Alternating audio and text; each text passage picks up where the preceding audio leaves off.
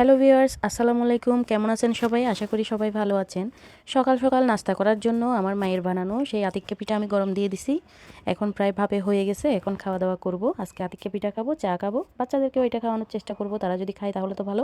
পাশাপাশি বাচ্চাদের জন্য ডিম আছে। এই আর কি। এই যে বাচ্চাদের জন্য ডিম আর নুডলস, আর আমার জন্য আতিক্কা পিঠা নিয়ে যাচ্ছি। খাওয়াবো তাদেরকে। যাই হোক, ওদেরকে খাওয়ানোর পরে আমার একটু বের হতে হবে। তাদেরকে নিয়ে বের হবো কিনা সেটা এখনও জানি না, কারণ তাদের ছোটো মামা চলে আসবে 2টার দিকে লাঞ্চ টাইমে। আমি চিন্তা করছি তাদের ছোটো মামার কাছে আমি তাদেরকে রেখে যাব, কারণ হচ্ছে চোখ মুখ বন্ধ করে আমার যেতে হবে, মানে বের হতে হবে, এটা মাস্ট বি। কারণ হচ্ছে আমার সামনে একটা খুব স্পেশাল দিন আছে, যে দিনের জন্য আমি কক্সবাজার থেকে আর্লি চলে আসছি, বাট এখনও পর্যন্ত আমি শপিংয়ে যেতে পারলাম না। আজকে হচ্ছে শুক্রবার, ওর বাবা চলে গেল কেউ খারাডং দেখতে গেছে, সেই সুযোগে আমি বের হবো চিন্তা করে রাখছি। সে যদি না আসে আর কি, এর মধ্যে আমার জন্য ভালো। যাই হোক, না আসলে ভালো বলতে বোঝাতে চাচ্ছি তার বাবা যেন আমি শপিং করার আগেই চলে না আসে, তাহলে আমার জন্য ভালো। কারণ স্পেশাল দিনটা তার জন্য আমি পুরো বছর ধরে অপেক্ষা করি। সে কী পছন্দ করে কী পছন্দ করে না সব কিছু আমি আস্তে আস্তে জমিয়ে রাখি, যেন তাকে তার স্পেশাল দিনটাতে আমি সারপ্রাইজ করতে পারি।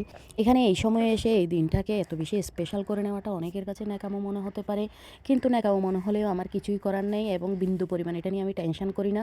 এটা আমার জন্য অনেক বেশি আনন্দের একটা দিন। এটা আমার ঈদের দিনের মতো। আমি আমার ভালোবাসার মানুষের দিনটাকে উদযাপন করব, এটাই হচ্ছে আমার কাছে অনেক বড় কিছু।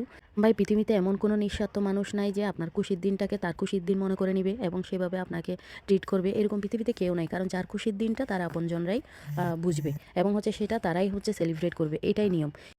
তাই সামনে ওর জন্মদিন, তাই হচ্ছে আমার এত তাড়াহুড়া। আমি এখনও পেপার ক্রিয়েট করি নাই, তারপর হচ্ছে কোনো রকম কেকের অর্ডার করি নাই, তারপর ওর জন্য কোনো শপিং করি নাই, ওর যে পছন্দের জিনিসগুলো সেগুলো আমি সিলেক্ট করি নাই, মানে কোনো কিছুই এখনও হয় নাই। যাই হোক, আজকে আমি দুপুরে রান্নাবান্না সেরে সব কিছু বাটিতে বেড়ে রাখলাম, কারণ হচ্ছে যেন দুপুরে এসেই আমি খেতে পারি। আর এদিকে চিংড়ি মাছটাকে শুধুমাত্র পানিতে ভিজাই দিয়ে রাখলাম। এটা হচ্ছে মশলা টশলা কষাইয়ে জাস্ট আসার পরে একটু করে রান্না করবো, কারণ আমার হাজব্যান্ড কতক্ষণে আসে আমি এখনো জানি না।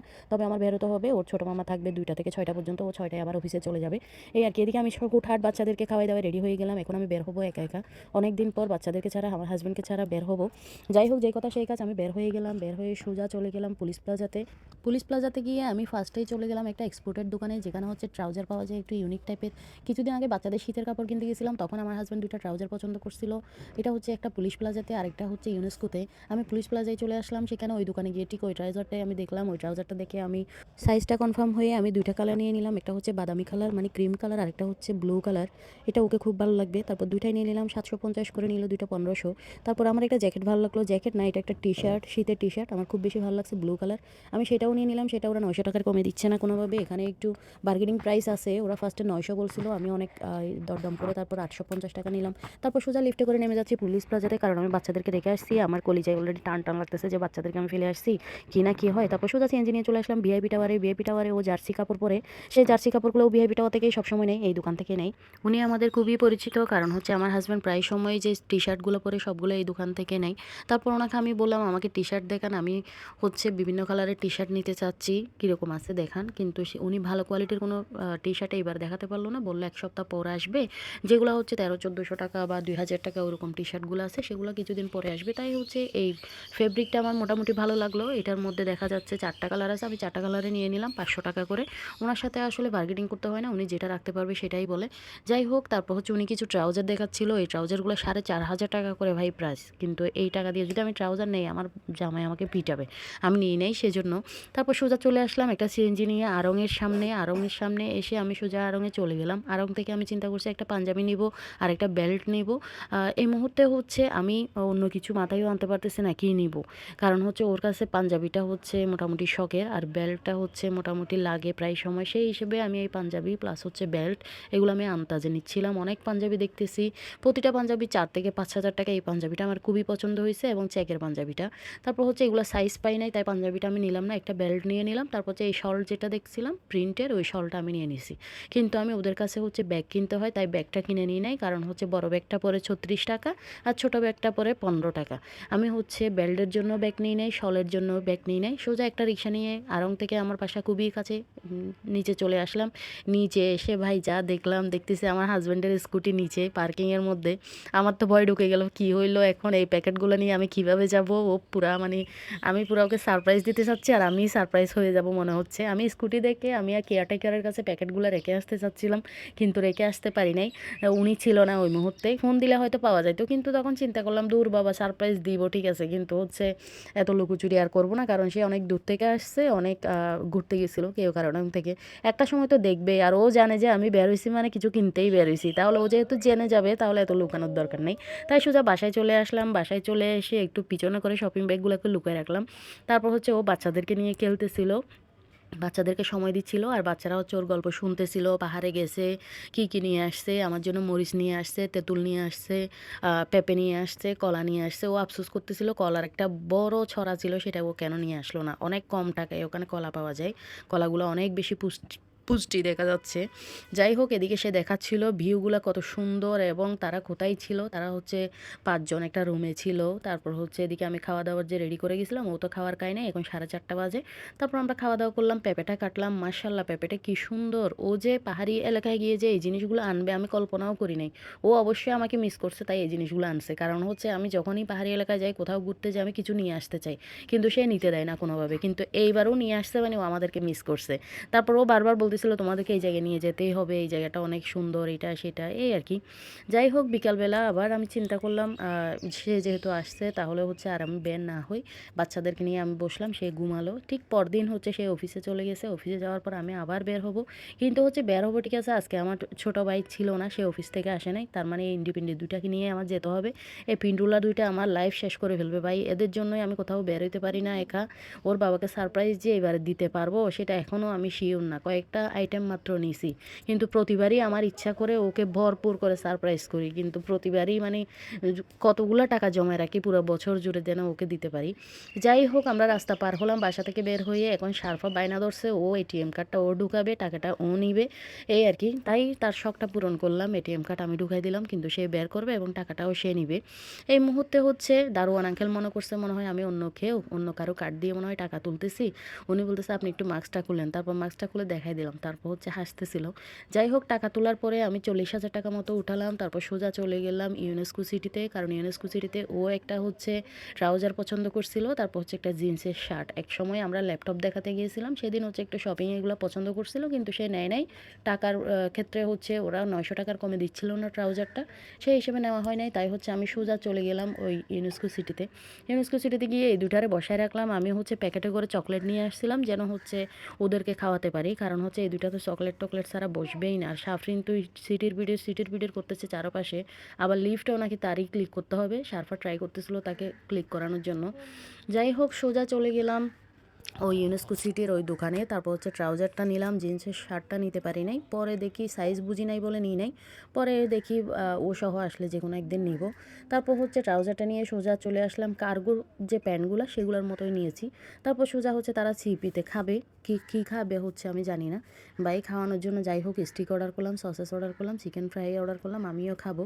তাই হচ্ছে খাওয়া দাওয়া করে নিলাম। এদিকে ওর বাবা ফোন দিচ্ছে তোমরা কোথায়, আমি বললাম এই তো বাসায় আছি। আমরা বাসা থেকে বের হওয়ার সময় সিসিটিভি ক্যামেরাটার মধ্যে আমরা তাউল একটা মুড়াই দিয়ে চলে আসছি, যেন ওই সিসিটিভিতে কিছু দেখা না যায়, ওর বাবা যেন অফিস থেকে কিছু দেখতে না পারে।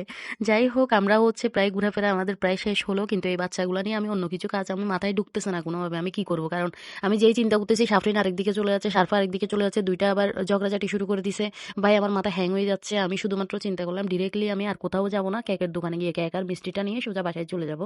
ফুল টুল আর নিবো না, এবং কার্ড নেওয়ার কথা ছিল সেটাও নিবো না। আমি আবার বের হবো, বাচ্চাদেরকে অন্তত ওর ছোটো মামা আসলে অফিস থেকে এর মধ্যে ওদেরকে দিয়ে আমি আবার বের হবো। ওটা চিন্তা করে সোজা বাসায় চলে আসলাম। আমার হাজবেন্ডের কি কাহিনী আমি জানি না, আমরা যখনই বাসা থেকে বের হবো ও ফোন দিবে, হ্যাঁ কেমন আছো, কি করতেছো। তারপর আমি চিন্তা করি হাই রে, ওর মনে হয় জানা হয়ে যায় যে আমরা কখন বেরোচ্ছি কখন আসতেছি। তারপর হচ্ছে আবার যখন বাসায় ঢুকবো তখনও ফোন দিবে, যেন ও সব কিছুই জানে, কিন্তু পরে বুঝতে পারি যে ও কিছুই জানে না। এটা হচ্ছে মনের একটা টান, মাশাআল্লাহ আলহামদুলিল্লাহ। যাই হোক, আমরা সিএনজি নিয়ে নিলাম, একটা কেক অর্ডার করছি। আমি কেকটা বেশি বড় নিই নাই, কারণ হচ্ছে আমরা হাজব্যান্ড ওয়াইফ দুইজন, বাচ্চা দুইজন। ওরা তো কেক কখনো খাবেই না, ছুঁবেও না আমার বাচ্চাগুলা। একটু চকলেট থাকলে হয়তো ওই চকলেটটা উপর থেকে খাবে এইটুকুই। সারফার বার্থডের কেক এক টুকরাও খায় নাই জাস্ট। আর ও তো এই কেক ধরবেও না, ছোটটাও ধরবে না। যার কারণে আমি কেকের মধ্যে অত টাকা খরচ করি নাই। জাস্ট হচ্ছে আমার এই কেকের মধ্যে আসছে মনে হয় ১৬৬০ টাকা মতো। আমি ৪ রকমের মিষ্টি নিলাম হাফ কেজি করে। আর এদিকে হচ্ছে সারফা একটা মস খাবে, ওই মসটা কিনে দিলাম ১০০ টাকা দিয়ে। আর একটা কেক নিলাম, ওইটা হচ্ছে ১,০৫০ টাকা মতো লাগছে, ভ্যানিলা এবং হচ্ছে লেমন। আজকে রাতেই ওর বাবাকে উইশ করব। ওর বাবার বার্থডে হচ্ছে ১৬ তারিখ, ওকে ১৫ তারিখ ১২টায় আমরা উইশ করব। তাই হচ্ছে আমার কাজ সবগুলো কমপ্লিট হয় নাই। তাও আমি বাচ্চাদেরকে বাসায় রেখে ওর ছোটো মামাকে যখন দেখলাম, সাথে সাথে আমি আবার বের হলাম খাওয়া দাওয়া না করে। ডিরেক্টলি সানমারে চলে আসলাম। আমি হচ্ছে ইউনেস্কো থেকে ডিজিআই এর যে ডিলারশিপ আছে তাদের কাছ থেকে একটা রেফারেন্স নিয়ে আসছিলাম ডিজিআই ড্রোনের। আর এর আগে আমি চ্যাটজিপিটির সাথে ইচ্ছা মতো কথা বলছি, ও আমাকে ভালো খারাপ সব সাজেস্ট করছে। আর হচ্ছে আমার হাজব্যান্ডের ফ্রেন্ডের কাছে জিজ্ঞেস করছি, ওরা তেমন তথ্য দিতে পারে নাই। তবে হচ্ছে চ্যাটজিপিটি থেকে মোটামুটি একটা আইডিয়া নিয়ে আমি ডিরেক্টলি ইউনেস্কো ডিজিআই ডিলার শপে গিয়ে ওদের কাছে রেফারেন্স নিলাম। ওরা সানমার রেফার করলো, আমি সানমারে এসে সোজা ডিজিআই এর যে শোরুম সেখানে চলে আসলাম। আসার পরে এখানে হচ্ছে আমি ড্রোন দেখবো। ডিজিআই এর ড্রোনটা মোটামুটি হচ্ছে কোম্পানির মধ্যে বাংলাদেশে বেস্ট সেল হিসেবে আছে। সেই হিসেবে আমি সেটাই দেখতেছিলাম, কোনটা এখনও কনফার্ম করতে পারতেছিলাম না, কারণ 4K মিনি 3 ডিজিআই ফ্লিপ অনেক কিছুই আছে। যাই হোক, আমি সোজা হচ্ছে চিন্তা করলাম এখন কি করব এত টাকার একটা জিনিস। প্রায় হচ্ছে ৫৫,০০০ টাকা থেকে শুরু, ৬৫,০০০, ৭৫,০০০ এরকম অনেকগুলা ভিউ আছে। পরে আরেকটা সবচেয়ে বেশি পছন্দ হয়েছে, ওটা হচ্ছে ১,০৫,০০০ টাকা 4K মিনি, যেটা 4K যেটা। তারপর ওইটাই আমার পছন্দ হয়েছে। কিন্তু এত টাকার একটা জিনিস কিনবো আমি, মানে আমি হচ্ছে চিন্তা করতেছিলাম ওর বাবা আমাকে কি বলবে। আবার যদি কোনো রকম ১৯-২০ হয়, এটা হচ্ছে আপনার যখন ওরা লক খুলে ফেলবে, ডিজিআই এর যে মেইন স্টিকার, মেইন হচ্ছে লক, সেটা যদি খুলে ফেলবে তাহলে হচ্ছে পরে তো আর এটা রিটার্ন নিবে না। তারপর আমি অনেক কনফিউশনে রেখে এদিকে বাচ্চাদেরকে রেখে আসছি, আমার মাথায় অনেক বেশি টেনশন। কিন্তু আজকে আমার এটা কিনতে হবে। ও অনেক আগে থেকে ড্রোন পছন্দ করে রাখছিল, ও চিন্তা করছিল আমার একটা নিতে হবে। প্রায় ঘুরতে গেলেই ও বলতো আমার একটা নিতে হবে ড্রোন, এখন শুধু ড্রোন নেওয়ার শখ, এই ধরনের বলতো। তখন আমি মাথায় সেট করে রাখলাম ওকে তো আমি বাইক গিফট করতে পারবো না, ওর হচ্ছে বাইক নেওয়ারও খুব ইচ্ছা। বাইক নিতে গেলে প্রায় ৫ লাখ প্লাস একটা বাইক তার পছন্দ, সেটা নিতে হবে। কিন্তু আপাতত আমি ছোটো মানুষ, চিন্তা করলাম আমি ওকে ড্রোনই দিব। তাই হচ্ছে চিন্তা করলাম আমি নিজে না কিনে এত টাকার জিনিস, আমি সোজা ওকে ফোন দিলাম। ওকে বললাম আমি একটু প্রবলেমে পড়ছি, তুমি কি দুপুরে বাসায় লাঞ্চ করতে আসবা? ও বলছে হ্যাঁ লাঞ্চ করতে আসবো। আমি বললাম যে তাহলে তুমি এর আগে একটু সানমারে আসো, তারপর আমরা দুজনেই আবার বাসায় চলে যাবো, লাঞ্চ করে তুমি অফিসে চলে যাও। তারপর হচ্ছে সেটা যেই বলছি সেই কাজ, সে হচ্ছে চলে আসছে সানমারে আসার পরে বলতেছে, অনেকভাবে জিজ্ঞেস করতেছে কি বলো না, কেন বলো না।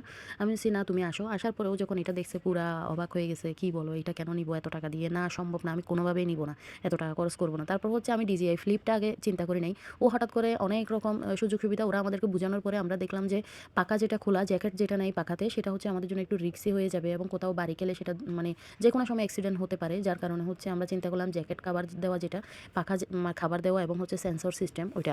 ওই মুহূর্তে আমি চ্যাটজিপিটিকে ফোন মানে SMS করে বলতেছিলাম যে কোনটা ভালো হবে, প্রতিটা মডেল আমি ওকে দেখাচ্ছিলাম। দোকানদার আমাদেরকে সাজেস্ট করতেছিল DJI 3 নিউটা অথবা 4Kটা নেওয়ার জন্য, আমরা যেহেতু বিগিনার তাই।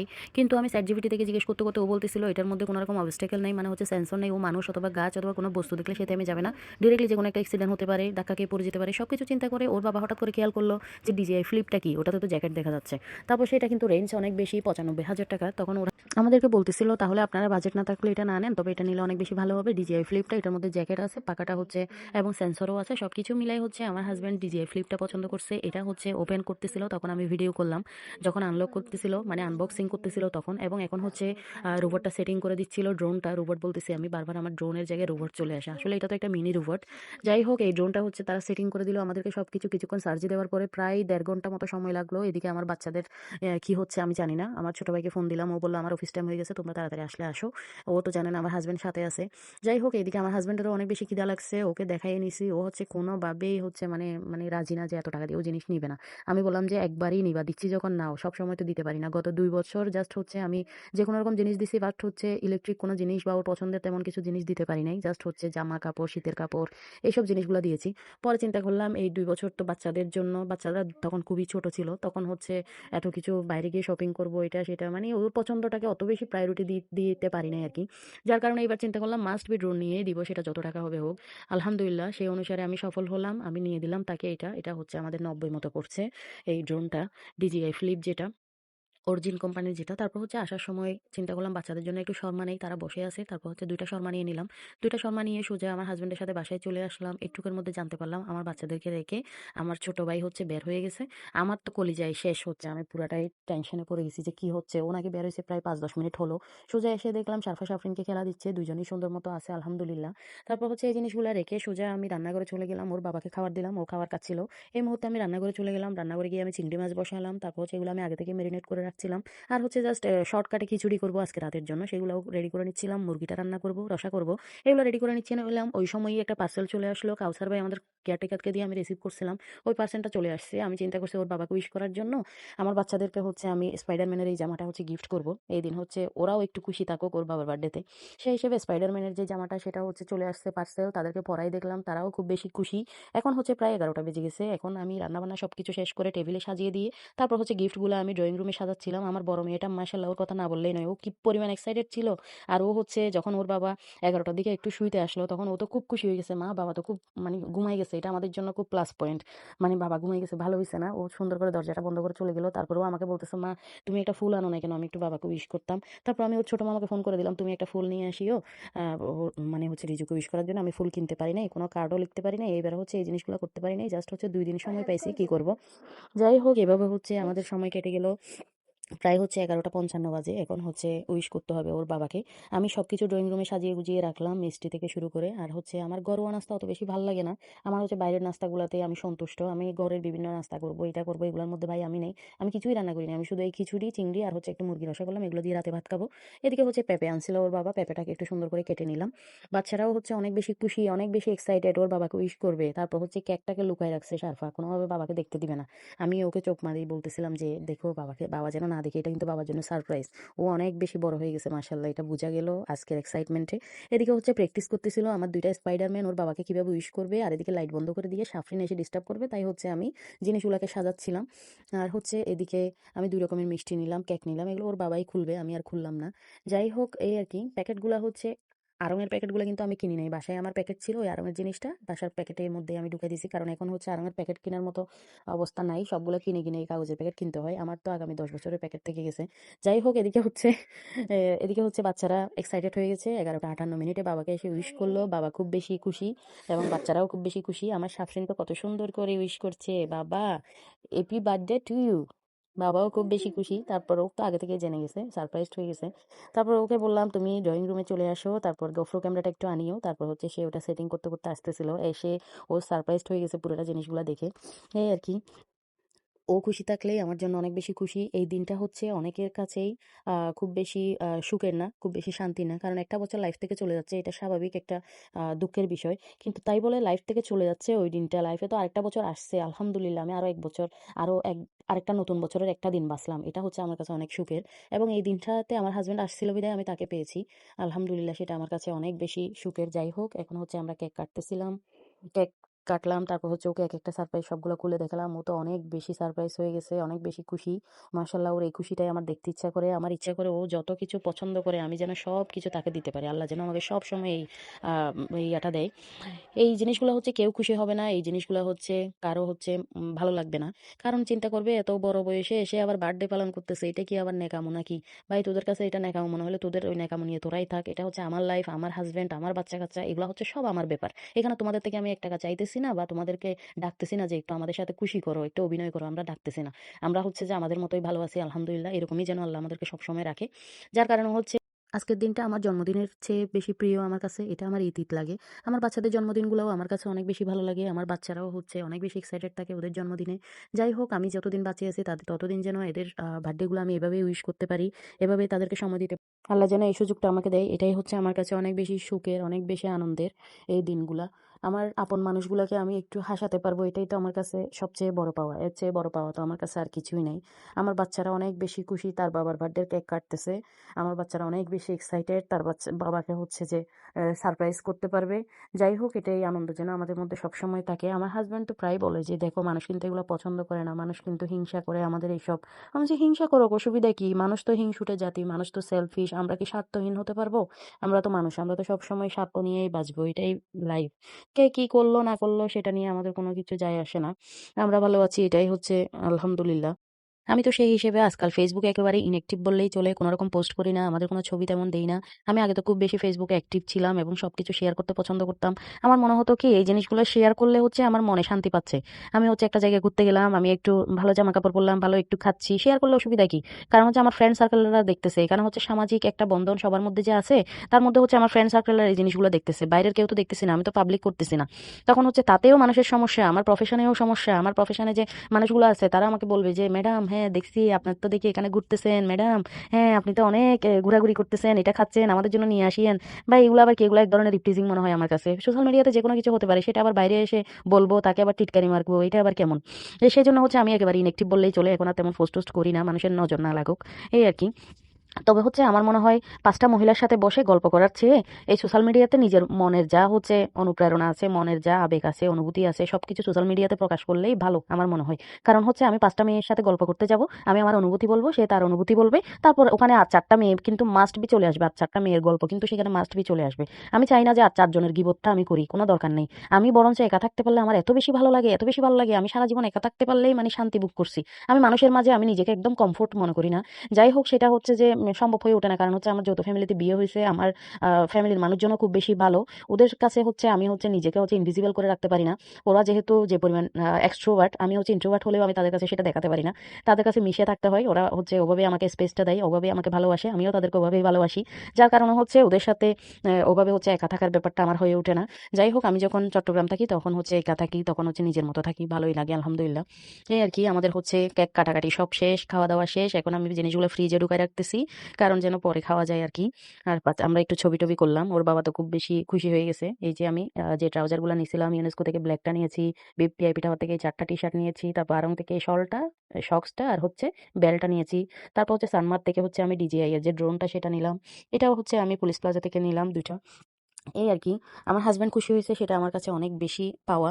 সবসময় হাসব্যান্ডকে বেশি গিফট করবেন। হাসব্যান্ডের কাছ থেকে তেমন কিছু আশা করবেন না। কারণ হচ্ছে হাসব্যান্ড তো সারা জীবন দিতেই আছে।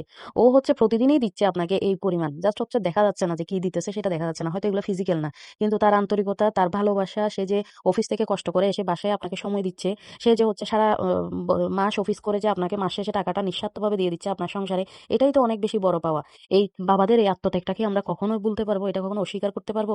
এটাই হচ্ছে যে মেইন কথা। এই গিফটগুলা হচ্ছে কিছুই না। জাস্ট সামান্য জিনিস, সামান্য সময়ের জন্য তাকে সুখ দিলাম। তার মুখে হাসি ফোটালাম। এগুলা সে নিয়ে কোথাও যাবে না এবং বহন করবে না। সেগুলো হচ্ছে তার কাছে সামান্য সুখ আরকি। অন্তত একটা দিন আমার হাসব্যান্ডটাকে খুশি করতে পারলাম। আলহামদুলিল্লাহ। সবাই এভাবে ট্রাই করবেন। ভালো থাকবেন সবাই। আসসালামু আলাইকুম। আমাদের জন্য দোয়া করবেন, আমার পরিবারের জন্য। আমি মানুষ, আমার কথায় অবশ্যই ভুলভ্রান্তি থাকতে পারে। যদি কারো খারাপ লাগে তাহলে ক্ষমা করে দিবেন।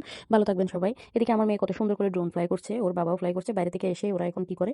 ওর ড্রোনটা ফ্লাই করে। তখন খুব বেশি এক্সাইটেড থাকে সারফা। মাশাআল্লাহ। এখন আমাদের শুধু একটাই চাওয়া কখন যে আমরা ঘুরতে যাবো আর ড্রোন শট নিবো। এই হচ্ছে যে আমাদের ইচ্ছা। এই শীতে আমরা কোথায় ঘুরতে যাবো এখনো জানি না। যদি ঘুরতে যাওয়া হয় তাহলে অবশ্যই আপনাদের সাথে শেয়ার করব। আমার বাচ্চাদের জন্য অনেক বেশি দোয়া করবেন। আপনারাও অনেক বেশি ভালো থাকবেন। এই শীতের মধ্যে বাচ্চাদেরকে অবশ্যই টেক কেয়ার করবেন এবং সাবধানে রাখবেন। আল্লাহ হাফেজ।